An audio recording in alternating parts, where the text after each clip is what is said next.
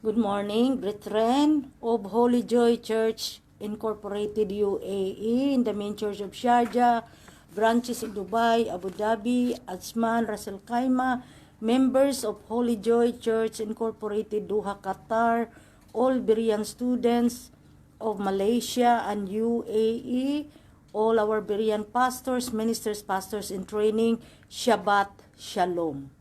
So today, we are again celebrating the Sabbath day of the Lord. And this week, starting this week and next week, our theme is the reason that the Son of God came in Hades. And I will be preaching about God, the consuming fire. So let us pray. Father God, Abba, Sheba Shamayim, you are always our God. Thank you that even before we became your children, you have never given us up, but you have continued to wait for us to come to you, to return to you.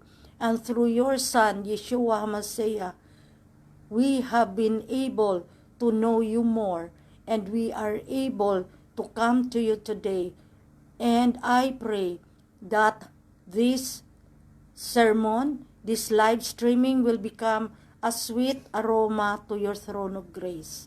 I pray, Father, that you will anoint my lips. Only the words you want me to speak will I speak to your people today, and that we are surrounded with billions and legions of angels to protect us and to always be ready to come to help us from this pastoral center where this live streaming originates today.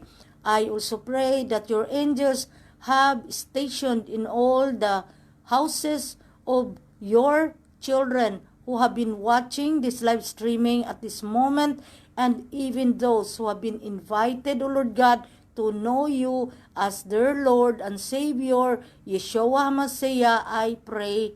Amen. Amen.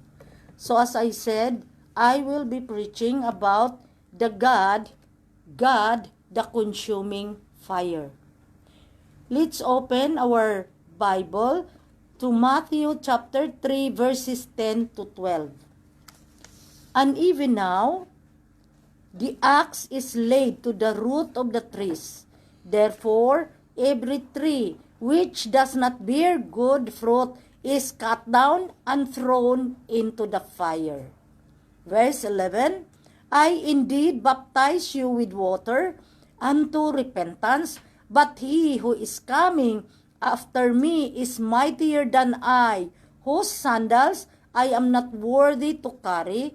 He will baptize you with the Holy Spirit and fire. Verse 12, his winnowing fan is in his hand, and he will thoroughly clean out his threshing floor and gather his wheat into the barn, but he will burn up the chaff with unquenchable fire. Amen. So, this is a scriptural verse that focuses on the day when Yeshua HaMashiach will cleanse us and will separate the sheep, his children, from the goat who belongs to the other camp. Amen. Introduction. From eternity past, our God has His plan for all His creations. He has willed for His Son, Yeshua HaMashiach, to come and die in Hades, even before the fall of the devil and man.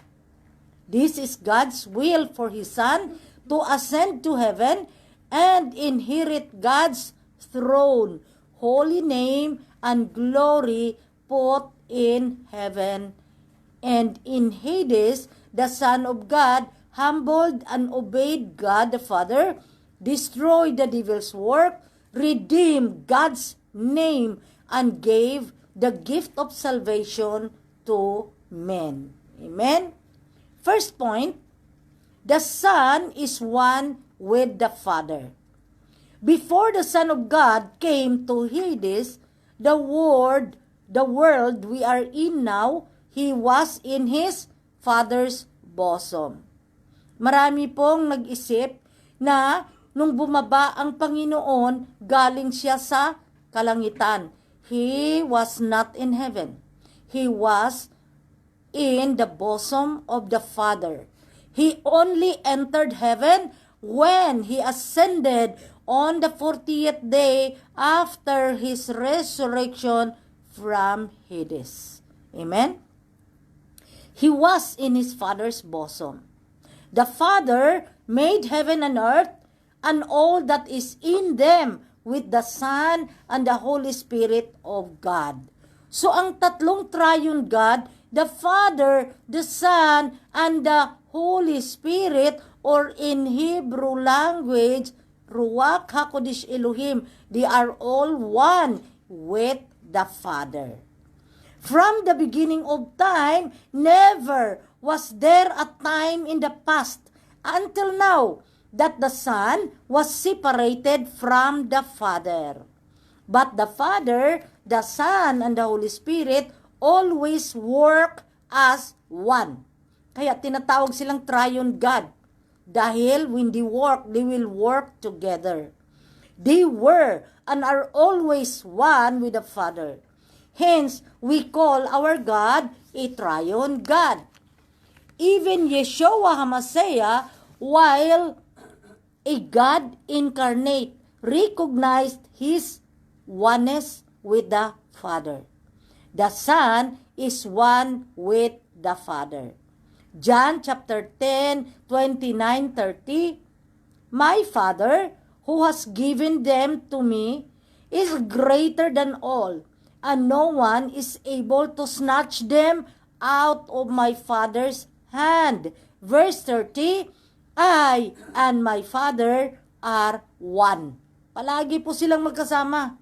Even at the time when the Son of God came and nagkatawang tao as a God incarnate. Amen?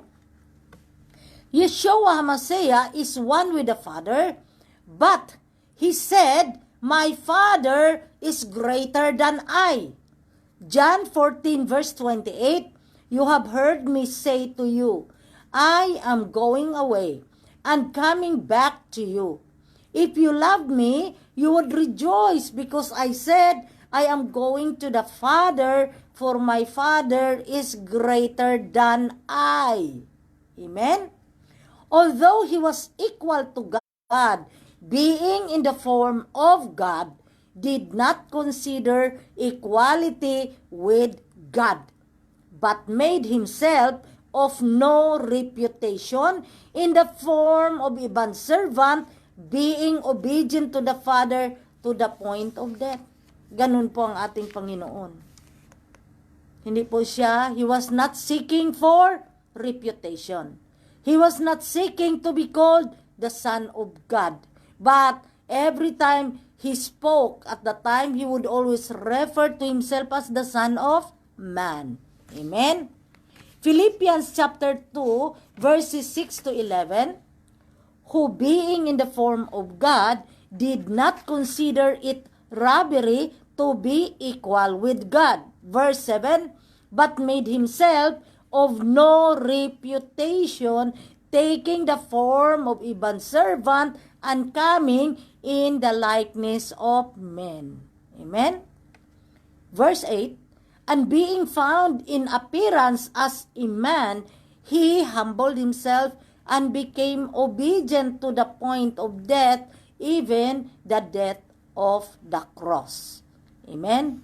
Verse 9, therefore, God also has highly exalted Him and given Him the name which is above every name. Verse 10, that at the name of Jesus, every knee should bow, of those in heaven, and of those on earth, and of those under the earth. So, anyone who mentions the name of Jesus, everyone will bend their knee. They will always bow down to the Lord, and not only on earth but also in heaven. Verse 11, and that every tongue should confess that Jesus Christ is Lord, to the glory of God the Father. Amen. During the crucifixion, the Son of Man cried on the cross, Father, why have you forsaken me? Marami pong nagsabi, ay, iniwanan na siya. Hinahanap niya ang kanyang ama. But, this doesn't mean that God is not with him. It just marks the time when God has eventually put everything in Yeshua HaMashiach's authority to completely fulfill the works of God in His hands. Hindi po na iniwanan siya ng ating Diyos na buhay. Hindi po siya iniwanan. But, the presence of the Father was still in Him.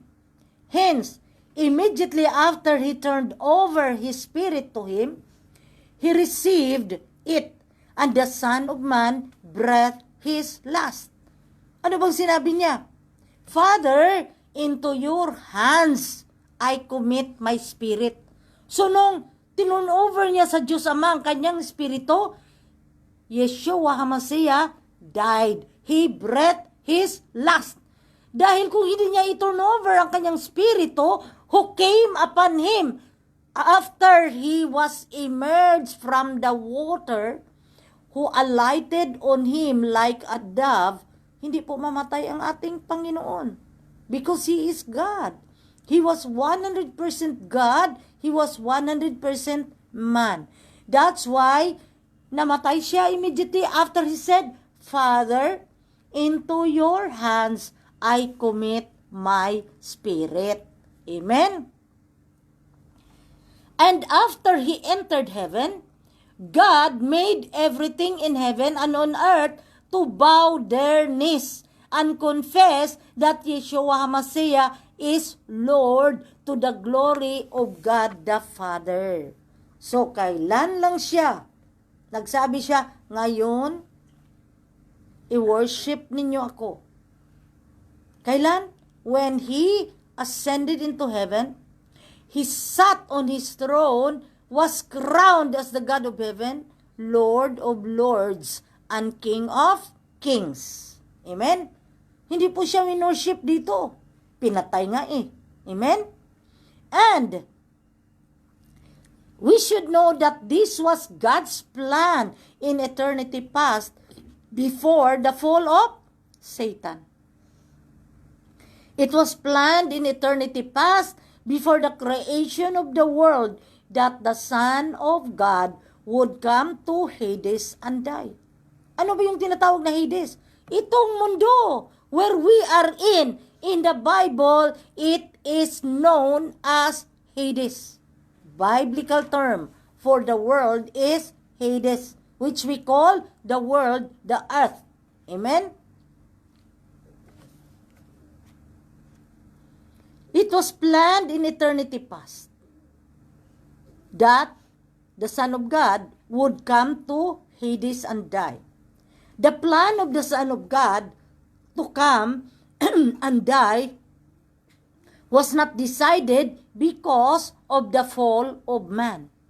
So, tanggalin po natin sa ating isipan at hindi tayo mag-isip na bumaba ang Panginoon to save Adam and Eve because man became sinners. Hindi po.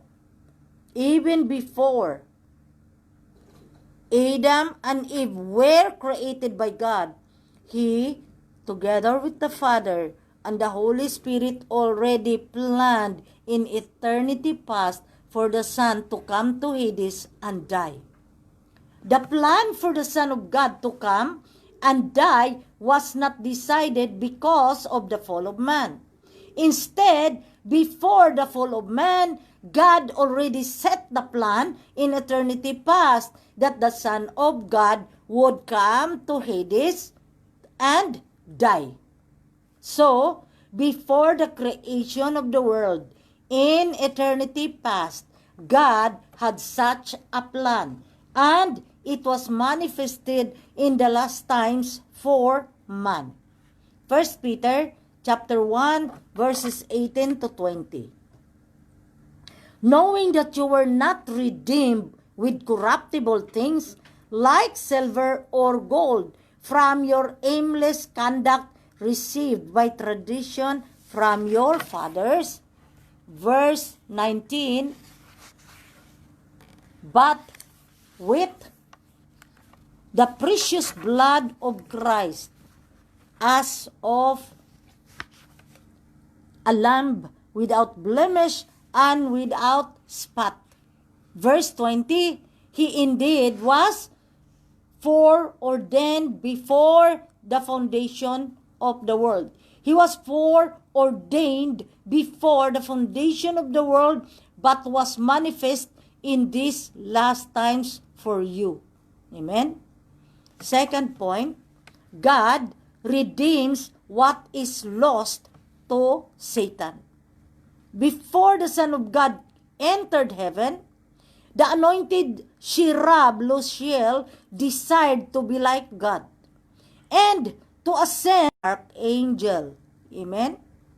As I discussed many times in my previous sermons, Satan did 4 counts of rebellious acts against the Son of God. Firstly, Satan denied the uniqueness of God. Even to Eve, when he tempted her, the devil says, you will eat and you will become God. That is why God forbade you to eat. Tingnan mo, binaliktad niya ang kwento. Nagsabi ang Panginoon to Adam, Adam, you can eat any fruit of the trees in the garden except the fruit of the tree of knowledge of good and evil, lest you will die. Anong sabi ni Satan to Eve? To convince her, you will eat and you will become God. That is why God forbade you to eat. Yan.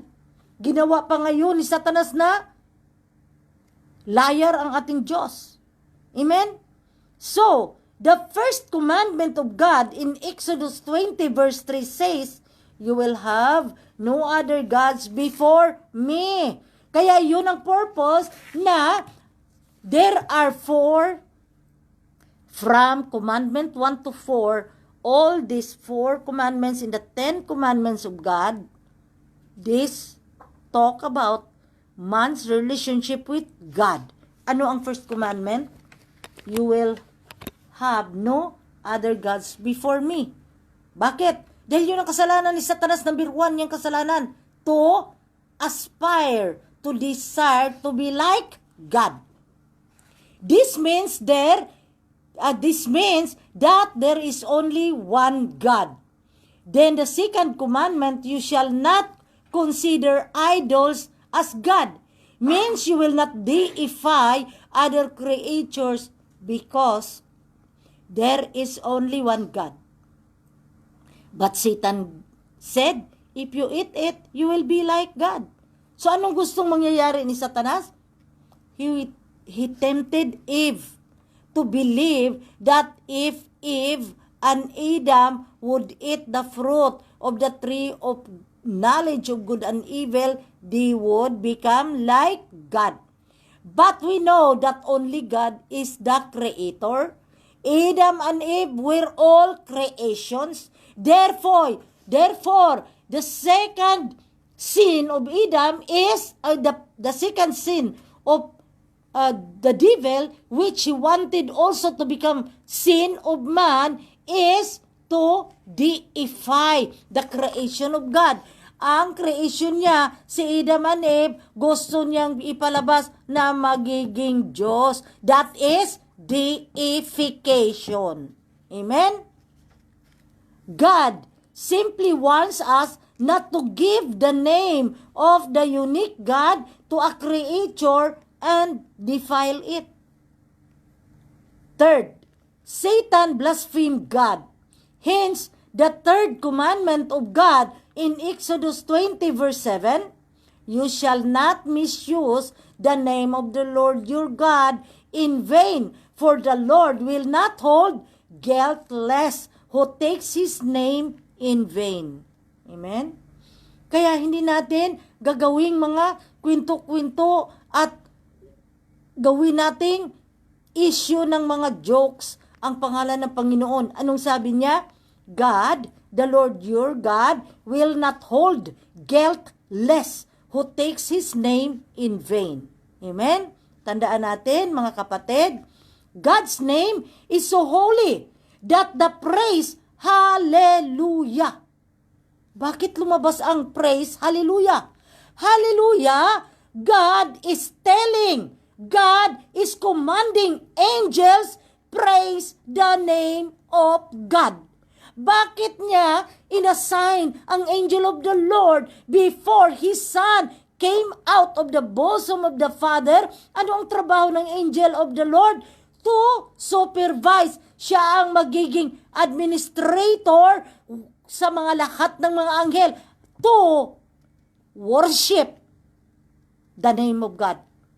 Nung time na yon, hindi niya itinago pa ng ating Panginoon ang pangalang Yeshua HaMashiach. So ano ang pangalan binigay niya? Jehovah. And so, what is the utos? What was the commandment that He gave to the angel of the Lord? Worship the name of God. Amen? Therefore, when Satan rebelled against this command, anong nangyayari? It means that Satan committed the sin of blasphemy. Kaya tandaan natin, pag hindi tayo, order ng Lord, mag-worship tayo. Worship the name of God. When we sing, worship, praise the name of God, but hindi natin ayusin ang pagkanta. Lalo na magsabi tayo, Yeshua HaMashiach. Pag hindi natin yan ma-mention correctly, anong mangyari? Blasphemy. Amen? Therefore, anong sabi ni Lord? Tapatan niya ang kasalanan ni Satanas. Why? Gusto ng Panginoon na ang makasalanan ni Satanas, man will not do it. Kaya ano yung kasalanan ni Satanas? Naggawa siya ng batas. What was written in Exodus 27? You shall not misuse the name of the Lord your God in vain, for the Lord will not hold guiltless who takes His name in vain. Because God's name is so holy. That's why ano ang utos niya sa mga anghel? Hallelujah. He commanded the angels to praise the name of God. Anong ibig sabihin ng hallelujah? Praise the name of God. Ha! Yeah. This means God. Pag sinabi natin, ha, it refers to God. Yeah, it refers to God. Kaya marinig ninyo, si Bishop magsabi ako, Yeshua HaMashiach, our living Yah. Because Yah means God, our living God. Ha is also God. Ano ngayon yung hallelujah?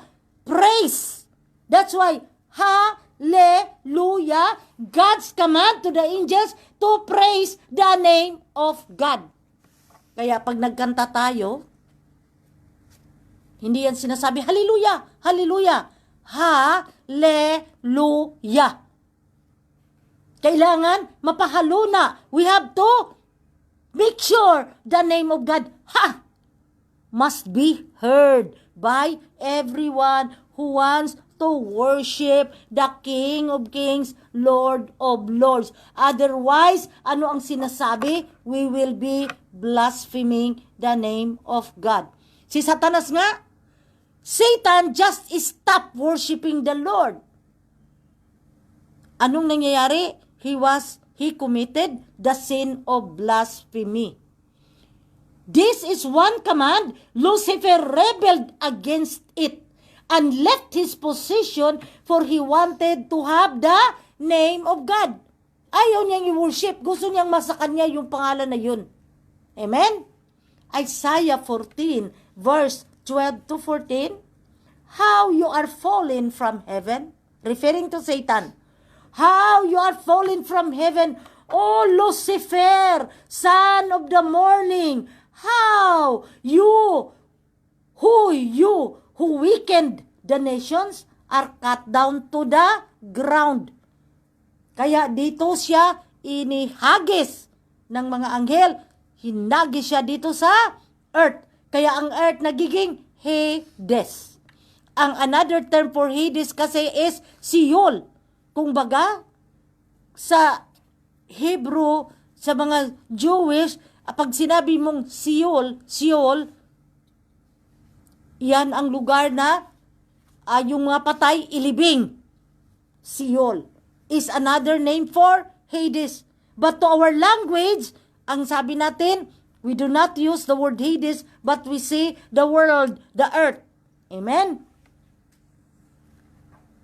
Verse 23, for you have said in your heart, I will ascend into heaven, I will exalt my throne above the stars of God, I will also sit on the mount of the congregation on the farthest sides of the north. Verse 14, I will ascend above the heights of the clouds. I will be like the Most High. Ganyan po siya kahambugiro. Kaya, paano si Satanas na fall? Hambugiro. Sabi niya, I will be like the Most High. Gusto niyang tapatan ang ating Diyos na buhay. Lastly, Satan disturbed the Sabbath of God. The fourth commandment in Exodus 20 verse 8 says, you will remember God's Sabbath and sanctify it as it is holy. Yan po ang utos ng ating Diyos. Kaya, if we cannot worship God, if we cannot attend the church service, if darating ang araw, COVID is already gone, and we have gone back to personal worship service in our church, in church buildings, ano ang ibig sabihin? You have to do not disturb the Sabbath. We have to remember God's Sabbath. Today is Sabbath. That's why I greeted you before I started preaching, Shabbat Shalom. Amen? And sanctify it as it is holy. This says that children of God have to remember God's Sabbath and sanctify it. It means to remember God who created all things and rested on the seventh day. 6 days kasi. God created heaven and earth and everything that is in them. So, anong ginawa niya on the seventh day? Everything is finished. Everything is created. So, nagpahinga po ang ating Diyos. And God wanted us to sanctify the day of rest. Ano yon? Today, Saturday, is the Sabbath day according to the original Hebrew Bible. Amen?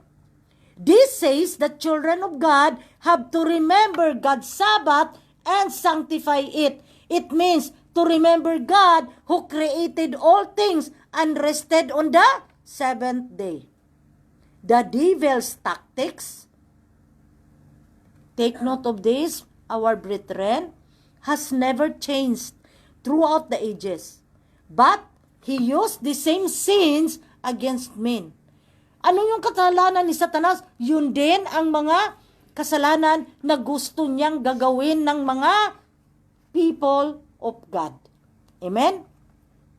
So the Son of God came, but He never came to fight the devil.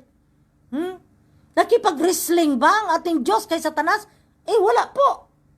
He never came to fight the devil because Satan would never be a worthy opponent for God as he was just one of His creations. So nakita natin ang ating Diyos na buhay. Narespeto niya ang kanyang sarili. He is God. who is Satan, is just one of his creations. Kaya, hindi po nakipag-duel ang ating Diyos na buhay. He did not come to fight Satan. Yeshua Mashiach came not to fight the devil, but to destroy the devil's works. Kaya yan po ang sinasabi ng Biblia. Hindi po siya pumunta dito para makipagbarilan ni Satanas, but he came to destroy the devil's works. Even if at the time the name of God's Son was not known, it did not interrupt God's work, because the Son of God came to Hades in the flesh to humble himself before the Father and obey. So baliwala yan sa Panginoon. Hindi man alam nila ang aking pangalan na anak ng Diyos, hindi alam ng mga people in the past that He is Jesus, Yeshua HaMashiach, the Son of God. Baliwala po sa Diyos. Ano ang importante sa Kanya? That He could humble Himself before the Father and obey. Kaya tayo, at our time, hindi tayo seeking positions, seeking na may paraging nagtawag sa atin, pastor. It's not important. Ang pinaka-importante is, may nagawa ba tayo para sa Diyos? Nagpatawag ba na tayo ng pangalan? Kung wala tayong nagawa sa ating Diyos na buhay, we have to think twice and change our mindset. That's why palaging sinasabi ni Lord, renew your mind. Dahil kasi, nung hindi pa tayo nagiging anak ng Diyos, makasalanan tayo at ang ating mga iniisip ay yun lang, kapakanan ng mundo. Yan ang ating pag-iisip. Dapat ngayon na nagiging anak na tayo ng Diyos, now that we are already born again, Yeshua HaMashiach already redeemed us. We should stop searching for title. We should stop searching for people who will always praise us. Yan ang gusto ni Satanas Ugaling Satanas yan. Gusto niya na he would be like God, so that all the other angels will praise him like what the Father God asked them to do for the name of God and the glory of God that have been put in the throne of God. Amen? The angel that served the name of God, Luciel, until the Son entered heaven, did not keep his domain and failed. Angels are supposed to keep his domain. If domain nila first heaven or second heaven, they should take possession of that place and protect it. But Luciel, who later became Lucifer or Satan or the devil, he did not keep his domain and he failed before the eyes of God. The Son of God would judge before he entered heaven. So, when Yeshua Mashiach came to the world after condemning the devil, he could punish him immediately. He could have done that, but he did not do that because of mankind. In other words, he judged the devil when he came to earth for the first time 2,000 years ago, but he delayed the punishment to save one more soul, one more person. He has condemned the devil, but delayed the execution of punishment to give mankind a chance to be saved. Dahil po sa atin, dahil sinabi natin, ang salvation, ang grace ng Panginoon is a gift. Gusto talaga ng ating Diyos na buhay that we will be able to receive the gift of God. Ano yung gift? Salvation, the grace of God, and more so when we enter the New Jerusalem on Judgment Day, we will also receive eternal life. Amen? If God has punished the devil immediately after he was judged 2,000 years ago, we have no chance of salvation. Kunti lang kasi ang na-save. Nung umalis siya, mga disciples lang niya.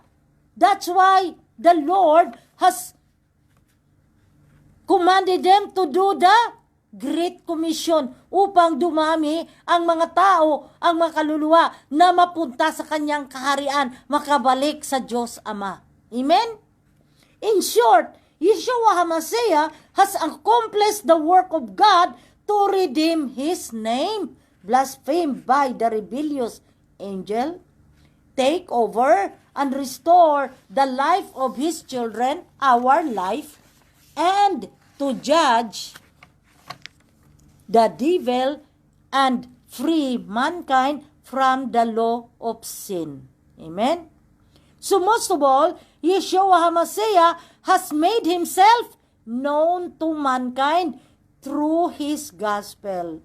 Only through His gospel that His name has been known to mankind, sa kaparaanan na the Holy Spirit enter into the hearts of the apostles, of the disciples of Yeshua Mashiach. So they scatter and they go to different places to preach the gospel and to say that it was the Son of Man who came so that the works of the devil would be destroyed and that we, the people of God, could receive the gift of salvation. Amen? Kailangan maintindihan po natin yan. Luke chapter 9 verse 6, so they departed and went through the towns, preaching the gospel and healing everywhere. Amen? Third point, the Son comes to Hades to enter heaven. Yeshua HaMashiach has to come to the universe to go to heaven. Bakit? Yan ang pinag-usapan nila ng kanyang ama. Ano ang agreement? Pupunta siya dito sa Hades. Bago siya aakyat sa langit at uupo sa kanyang trono, which Abba, Sheba Shamayim, our Father in heaven, created for His Son to inherit. Amen? Even if the angel did not fail, even if the angel did not fall, even if he did not need to judge the devil, when the Son of God came out from the Father's bosom, He would not consider equality with God something to be grasped. God created heaven and put the throne, His glory, and holy name on it for His Son, Yeshua HaMashiach, to inherit long before the Son of God actually came down to Hades. Diba? I discussed it last preaching, last Saturday. What did I say? 14 generations from Adam to the flood during the time of Noah, and from the time of Noah, another 14 generations to the time when God punished the Israelites, the Jewish people, and brought them to Babylon to be captives of King Nebuchadnezzar. From the time King Cyrus and King Darius released the Israelites and allowed them to go back to Israel, from that time until Yeshua HaMashiach came, another 14 generations. At sinasabi natin sa kabuuhan, 42 generations po ang nagdaan bago Yeshua HaMashiach came out from the bosom of the Father and came as a God incarnate to Hades or this world. Amen? So we should know these things. He would not consider equality with God something to be grasped. God created heaven and put the throne, His glory and holy name on it for His Son to inherit. Colossians 1:16. Colossians 1:16. For by Him all things were created and are in heaven and that are on earth, visible and invisible, whether thrones or dominions, and or principalities or powers, all things were created through Him and for Him. Hades is where the Son of God goes through when He inherits heaven. So we should understand, before He ascended to heaven to inherit heaven and the throne that Father God created for His Son to inherit, Yeshua HaMashiach came to Hades first, or this world where we are in. In Hades, the Son of Man humbled and took the form of a servant, and obedient to God without considering Himself equal to God. Amen? Yet, we should understand something different is in Hades. Ano ang pagkakaiba sa world and heaven? It has no life. This world, this Hades has no life. It has no truth, and there is no light. Only death, darkness, and lies abound. Kaya ang tao dito, mamatay. Because death is surrounding. It's in Hades, or this world. There is darkness. Why is it that there is darkness? There is no truth. Lahat ng mga tao, mga sinungaling. Why? Because Satan, who is here, and Satan is the prince of this world, is a liar. He is a liar. He is a murderer. He is a deceiver. That's why ang lahat ng mga tao na andito sa Hades or world will always be part of Satan until Yeshua HaMashiach came and took us up from darkness. Amen? Kaya kung hindi natin, if we will not receive Jesus, Yeshua HaMashiach, as our Lord and Savior, we continue to become children of Satan. We continue to become in darkness, without truth, without life, and without the glory of God. Amen? Because only death, darkness, and lies abound in this world, or we call Hades. Hence, when Yeshua HaMashiach came down to this lowest place, truth came to the universe for the first time. Yeshua HaMashiach, the Logos or the truth, came here for the first time when He came here 2,000 years ago. Also, for the first time, the Word of God came. This word we call Logos is Yeshua HaMashiach. The Word gives us the gospel, so the gospel preaches to us the truth.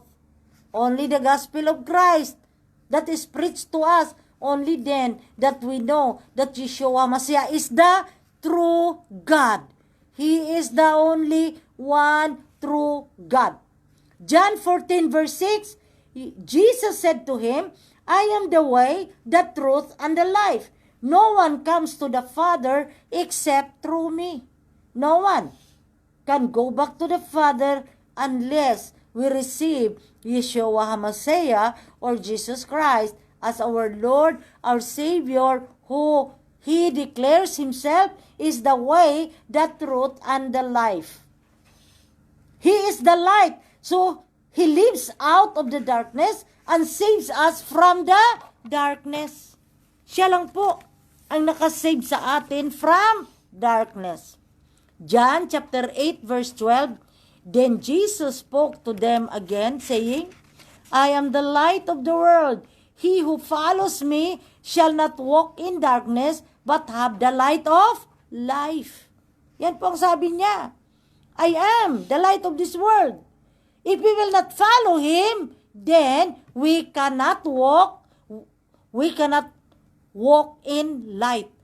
We will be walking in darkness, and that we will have no light of life.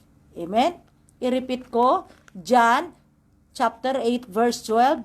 Then Jesus spoke to them again, saying, I am the light of the world. He who follows me shall not walk in darkness, and have the light of life. Who is He? He is the light. He is the truth, and He is the life. Amen? Yeshua HaMashiach saves us so as not to put us in the universe and to take us to heaven.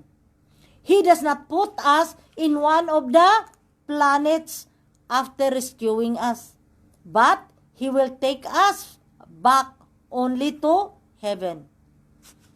Before the Son of God entered heaven, there was a rebellion of an angel. With Him were 1/3 of the angels in heaven.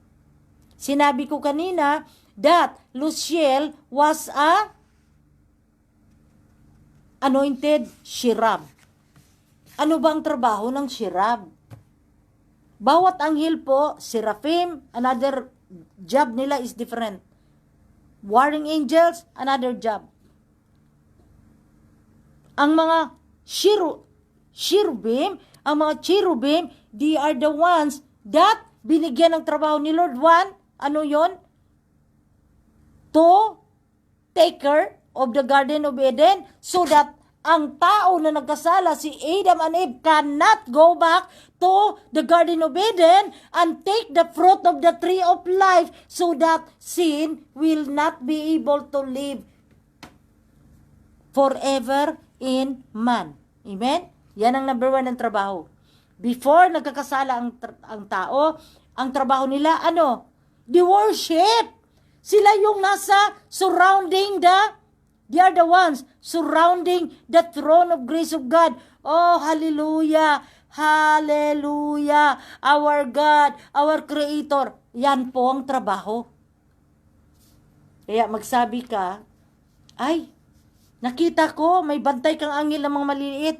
Ba, hindi yan sila bababa. Meron silang sariling trabaho. They are surrounding. Sino ngayon? Lalo na this time that Yeshua Mashiach is on His throne. All the cherubim who are assigned to praise the name of God, Yeshua Mashiach, must be surrounding the throne of grace of God. So ano pala ang trabaho nila? Bakit sila magkanta? One role. Ano ang trabaho nila? To magnify the holiness of God. Kaya magsabi sila, Hallelujah, praising the name of God. Because ang trabaho nila is to magnify the holiness and the righteousness of God in His throne. Amen? Hindi yan siya mag-gordya ng tao. Kaya kasalanan yan na kung ano-ano lang sabihin natin. Ay, sister, I saw you. Nakita ko na may gordya kang mga anghel. Ano? Sinong anghel? Ay, mga maliliit, ganito, ganyan. Anong trabaho nila? To surround the throne of God and to worship the name of God. Amen? Bakit nila i-worship ang name of God? To magnify the holiness and the righteousness of God that is in His name, Yeshua HaMashiach. Amen? So I hope, brothers and sisters, that we are able to understand all these things.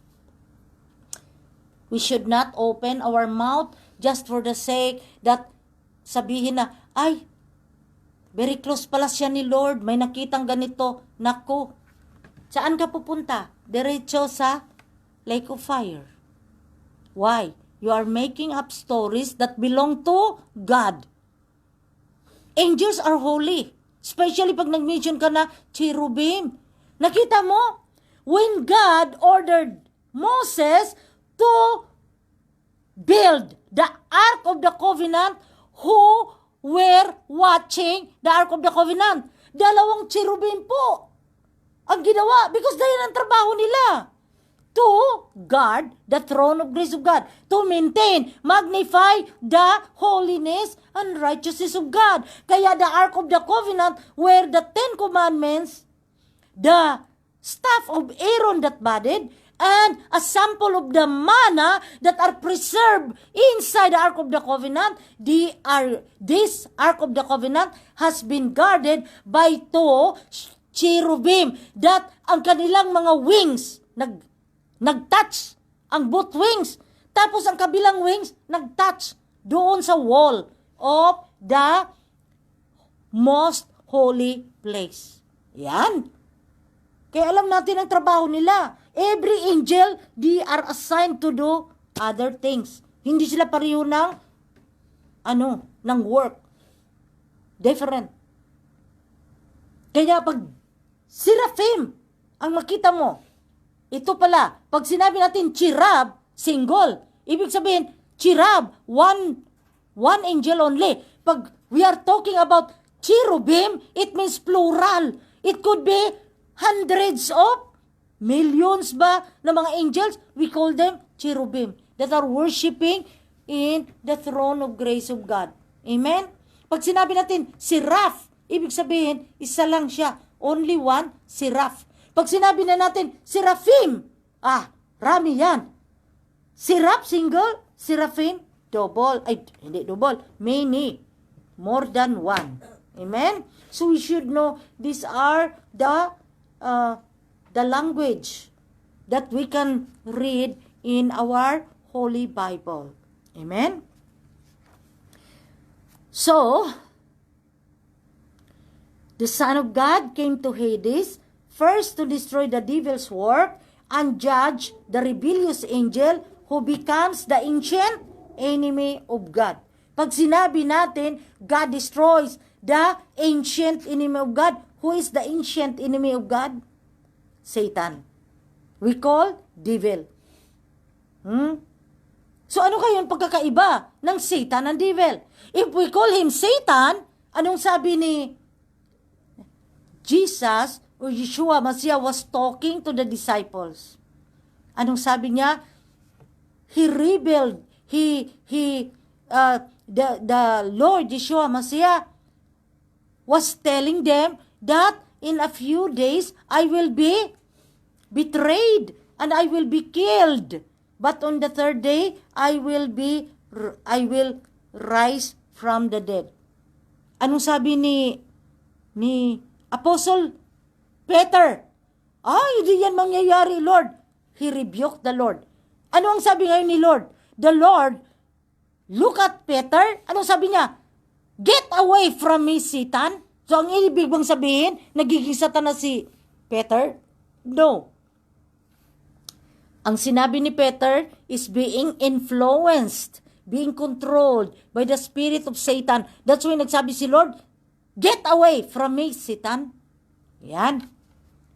Bakit hindi sinabi ni Lord, get away, devil? Hindi po. If the ancient enemy of God will tempt towards our relationship with God, ano yan? He is called Satan or the enemy of God. But, magpunta si Satanas, hindi na siya sa Satanas. If he comes and he will tempt you to leave your wife and he will tempt you to find another woman, is he called Satan? No, he is now called the devil, because the devil in the original Greek word is diablos, which means cutter of relationship. Once you will be tempted and you will leave your wife and you will go and live with another woman, it means that Satan cut your relationship with God, because God will honor the marriage, your marriage with your wife. So kung iwanan mo asawa mo, sino ang nagtempt sa iyo? No longer Satan, but he is now called the devil. Kaya we should know, especially when we are praying, Sino ang tawagin natin? If we are praying to protect the Lord, tao ang proteksyonan, sino ang tawag natin? Devil! Get out, devil! Kaya sa Biblia, dalawa po ang ginamit, devil and Satan. Kay Satan, when it talks about the things that belong to God, we will refer the enemy of God as the Satan or the enemy of God. But if he wants to tempt a man so that the relationship of man with God will be affected, we call him devil because he is trying to kill your spirit, and he is trying to sever or to cut your relationship with our God, the Father, our God, Yeshua Mashiach, and our God, Ruach HaKodesh Elohim, or the Holy Spirit of God. Amen? 1 John 3:8, he who sins is of the devil, for the devil has sinned from the beginning. For this purpose, the Son of God was manifested that he might destroy the works of the devil. Amen. Fourth point, the Son's name is man's grace. In the Old Testament time, they did not have salvation, but they were blessed by serving God zealously. Amen? Sobra sila faithful, nag-serve ng Panginoon. God will bless them. But they do not know what is salvation. Why? The people in the past have not known Yeshua Mashiach. In the Old Testament time, they did not also know the name of Yeshua Mashiach, and they did not have the gospel. The Old Testament emphasizes blessings and is not concerned about the Spirit. Whoever serves God can be blessed. So ang alam nila, if you serve God, I will receive blessings. Hindi po nila alam that if I will serve God, I will be faithful to Him, I will be saved. Wala pong ganun. They did not know anything about salvation. They did not know the name of Yeshua HaMashiach at that time. Deuteronomy 28 verse 2, and all these blessings shall come upon you and overtake you because you obey the voice of the Lord your God. So from this verse, we will know that if we do something, we obey the Lord, we will worship the Lord, and we believe in God, then we will receive blessings. God, in this verse, only promises to us blessings.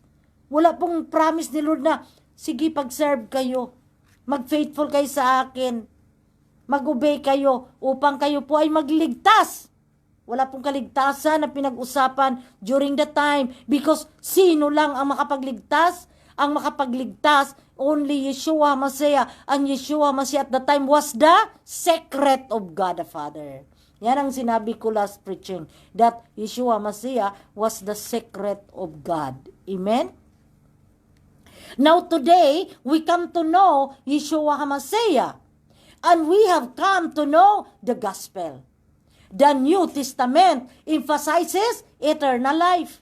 And so, believing Yeshua HaMashiach gives us eternal life.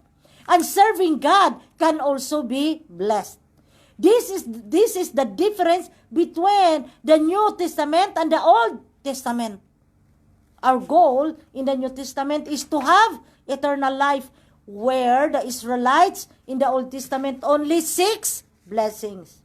So the people in the past, particularly mga Israelita, Jewish people, they obey the Lord to seek blessings.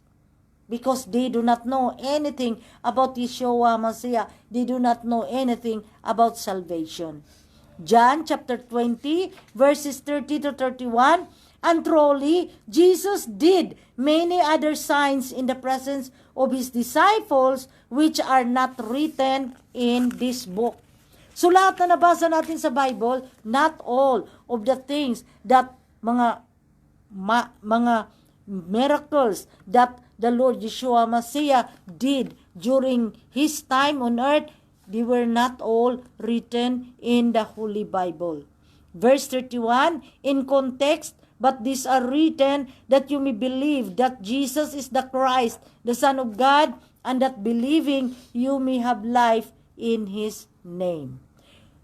Nakita natin, that believing you may have life in His name.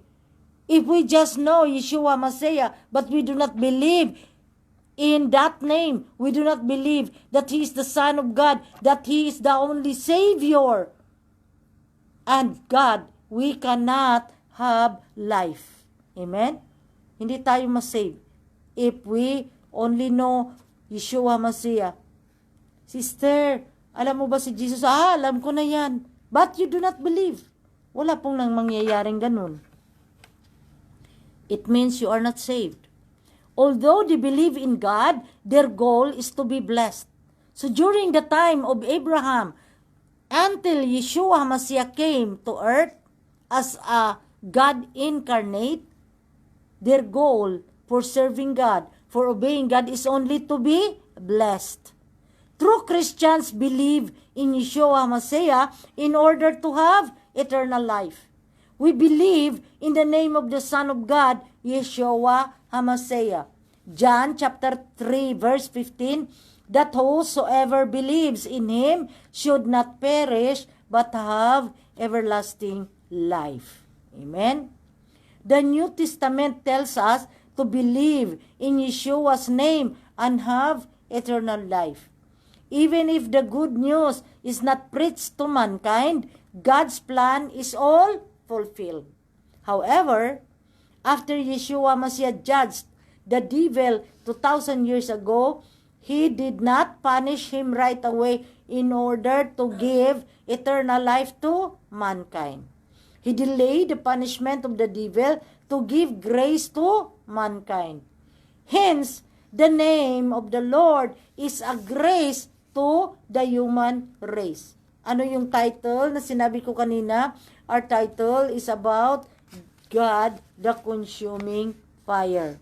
Again, I will say that the period of grace we have now is the time between the judgment of Satan when Yeshua Messiah came as a Savior 2,000 years ago and the punishment of the devil on His return.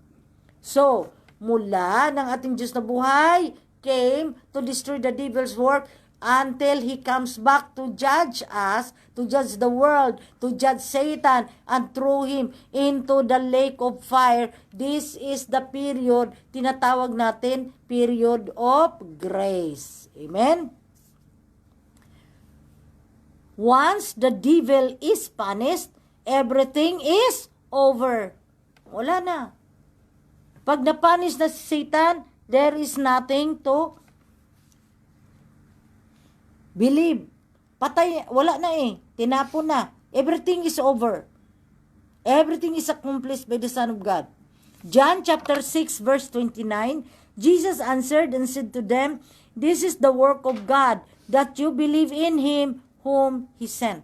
So what is the work of God? God is working in each one of us so that we will believe that Yeshua Messiah is His Son whom He sent. If we cannot believe in Yeshua Messiah, it means that the work of God in your life is not done. Amen? Fifth point, God, the consuming fire to destroy the devil. Yeshua Messiah has delayed the punishment of the devil. Yet, it will come soon as the world is already corrupted. Marami kasing nagsabi, ay Bishop, hindi muna namin tanggapin si Jesus ngayon dahil kasi matagal pa yan. Mag-enjoy muna ako sa mundo. Nahala, sige, pag-enjoy. Basta pag naabutan ka that the Lord Yeshua Messiah already appears in the mid-heavens and you have not become a child of God, you will be definitely thrown into the lake of fire with Satan, the false prophet, and the false teachers, and all unbelievers of Christ. Amen? When John the Baptizer was leading a baptism of repentance to the Jewish people in the Jordan River, he declared that he baptized with water, but the one who is coming after him is mightier than he, and he will baptize with the Holy Spirit and fire. Amen? Fire is not the Holy Spirit because the Bible does not say the fire of the Holy Spirit. But, in fact, he will not baptize. Yeshua Messiah will not baptize with the fire of the Holy Spirit, but with the Holy Spirit and fire. Dalawa po. He will baptize Holy Spirit and fire. Hindi po fire of the Holy Spirit. Matthew chapter 3 verses 11 to 12, I indeed baptize you with water unto repentance, but he who is coming after me is mightier than I, whose sandals I am not worthy to carry. He will baptize you with the Holy Spirit and fire. Hindi po fire of the Holy Spirit, but Holy Spirit and fire. Verse 12, his winnowing fan is in his hand, and he will thoroughly clean out his threshing floor, and gather his wheat into the barn. But he will burn up the chaff with unquenchable fire. Amen? Hence, the Lord Yeshua Messiah will baptize you either with the Holy Spirit or with fire. Kung hindi kanya i-water baptize ng fire, he might baptize you with the Holy Spirit or vice versa. Diretso ka ng fire. Also, the Bible is always talking about the fire from heaven to mark the end of this world on Judgment Day. Matthew chapter 3 verse 10, and even now the axe is laid to the root of the trees. Therefore, every tree which does not bear good fruit is cut down and thrown into the fire. Anong ibig sabihin yan, Bishop? Ibig sabihin, kung matigas talaga ang ulo mo, marami na nag-try na ikaw ay makabalik ng Lord at hindi ka maniniwala, patuloy ka sa paggawa ng mga wickedness, mga makamundong mga ginagawa, ano ang mangyayari? Anong sabi? If you do not bear good fruit, you are cut down and thrown into the fire. So ano yung palaging sinasabi ditong fire? Yeshua Messiah himself says, I came to send fire on the earth. How I wish if it were already kindled. If it is already kindled, what shall we do? We should remember that fire and what Yeshua Messiah said in Hebrews 12 verse 29 refer to the fire of God. Hebrews 12 verse 29, for our God is a consuming fire. Amen? In Yeshua chapter 3, chapter 30, and chapter 40, fire mentioned in these chapters means destroy or judgment. It refers to the punishment. That's why sabi ni Lord, I came to send fire to the earth. For the world is already corrupted and cursed. Anong sabi ni Lord? I send fire to it. So the coming of Yeshua Messiah to the world is the judgment of the world. Ang Bible, nag-refer po siya ng fire. I will send fire. Ibig sabihin, He will come to judge. John chapter 12 verse 3, now is the judgment of this world. Now, the ruler of this world will be cast out. Amen? So Satan, the ruler of this world, will be driven out. Judgment has come. The day of judgment is imminent. The ruler of this world, Satan, will be driven out. Amen? The ruler of this world is already judged. Kailan niya ginudge when did Jesus judge the devil? When He came here 2,000 years ago, before He left and ascended into heaven, he already judged the devil. After the Son of Man entered heaven and sent the Holy Spirit, the ruler of this world was judged. When we say the ruler of this world, we are referring to the devil that holds the power of death. Pag sinabi natin, ruler of this world, sino ang ruler of this world? Satan. Minsan tinatawag natin siya na the prince of the world. The prince of this world or the ruler of this world. It refers only to one, and that is, it refers to Satan, the devil, Lucifer, whatever. Amen? The moment Yeshua Mashiach died and resurrected, the prince of this world, the devil, was condemned. So what is left is for the devil to be shown to the lake of fire, to be thrown to the lake of fire on Judgment Day. Yan lang ang kulang. Na siya ay ihagis doon sa lake of fire with the false prophets, false teachers, and all mga unbelieving souls. When the death penalty was given, there is a period of time until the sentence is administered. And the time is when the Lord returns to earth. John chapter 16 verses 8 to 11. And when he has come, he will convict the world of sin and of righteousness and of judgment. Of sin, because they do not believe in me. Of righteousness, because I go to my Father and you see me no more. Amen. Verse 11, of judgment, because the ruler of this world is judged.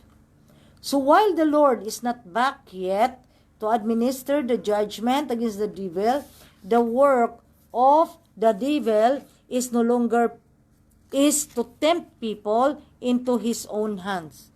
So while we are waiting now for the Lord Yeshua Mashiach to come, ano ang trabaho ni Satanas? To tempt as many souls, to tempt as many people who cannot now join the rapture. Pag na-tempt tayo, na born again tayo, but we fall into the temptation of Satan, then we can no longer be with God during the rapture. We will not be raptured. Yung ma-rapture lang, yun talagang very faithful to do the works of God. Hence, I encourage everyone not to wait to be tempted or do not wait for the punishment of the devil. Time is running out for everyone. Anyone who does not accept the Lord Yeshua Messiah as his Lord and Savior now may not be able to do it. When, without our knowledge, the Lord just comes in mid-heavens or the tribulation just starts. I urge you to invite Yeshua Messiah or Jesus Christ now before the forthcoming judgment to come into your heart and in an audible voice by following the prayer I will be saying. Amen? Let us pray. Yung gusto talagang tanggapin ninyong Panginoon that you will have a relationship with God, please follow me in an audible voice. Father God, I am grateful for your faithfulness to me. I am sinful, yet you are always there, waiting for me to return to you. Thank you for sending your only begotten Son, Jesus Christ, so I can go back to you now. Lord Jesus, forgive me for all I have done to you. Lead me, Lord Jesus, to a life eternal. Help me to forgive others. I invite you now, Jesus Christ, to come into my heart. Dwell in my heart as my Lord and my Savior forever. Write my name in the book of life, so that on Judgment Day, I will be with you in the New Jerusalem. Amen, amen, and amen. Conclusion, our God is an awesome God. He has put into place all for the redemption of His defamed name and the people that He lost to Satan, the ruler of this world. He came down to the world and humbled before the Father to obey Him to the point of death on the cross. Yeshua Messiah came out the victor through His death without committing any sins at all. The blood that He shed on the cross liberated man from the law and freed him from sin. He defeated the devil and fulfilled the work of God on earth and in heaven. Amen. John chapter 1 verse 14, and the Word became flesh and dwelt among us, and we beheld His glory, the glory as the only begotten of the Father, full of grace and truth. Amen. Let us pray. Father God, thank you, Father, for reminding all of us your message of salvation. Thank you, Lord, Yeshua Messiah, that you have never stopped, but you continue to touch our heart so that each one of us will go back to you and to the Father in the New Jerusalem. Thank you, Lord, Yeshua Messiah, that despite our sinfulness, you are always there and you never left us and you have never forsaken us. Lord Yeshua Messiah, grant us, O Lord God, the grace to know you more, and let the Holy Spirit of God be with us to seal us for redemption, to seal us for salvation, so that when we enter the New Jerusalem, we will receive your promised eternal life. In the mighty name, Yeshua Messiah, I pray. Amen, amen, amen. Hallelujah. Amen. Please stand by, my dear brethren, for the response by Sister Gladys and company. God bless po and shalom.